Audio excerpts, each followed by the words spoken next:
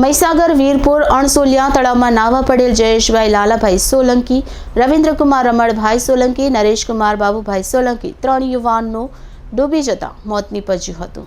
મહીસાગર જિલ્લાના વીરપુર અણસોલિયા તળાવમાં ત્રણ યુવાન નાહવા પડ્યા હતા। દરમિયાન તળાવમાં પાણી ઊંડું હશે તેવું ત્રણેય યુવાનને ધ્યાનમાં ન હતું અને નાહવા પડેલ યુવાન તળાવના ઊંડાણમાં પહોંચતા ડૂબી ગયા હતા। આ બનાવની જાણ આસપાસના રહીશો અને સ્થાનિકોને થતા વીરપુર પોલીસ અને વીરપુર મામલતદારશ્રીને જાણ કરતા ગણતરીના કલાકમાં જ પૂરી ટીમ સાથે ઘટના સ્થળ પર પહોંચી ગયા હતા। પોલીસે સ્થાનિક તરવૈયાઓની મદદ લઈને તળાવમાં ડૂબેલા ત્રણેય યુવાનોના મૃતદેહને બહાર કાઢ્યા હતા। આ બનાવથી ગામમાં શોકનું મોજું ફરી વળ્યું હતું।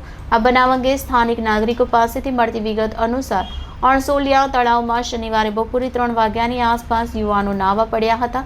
તેઓને તળાવની ઊંડાણની ખબર ન હતી, જેના કારણે તળાવમાં ડૂબી જતા ત્રણેય યુવાનોનું મોત નીપજ્યું હતું।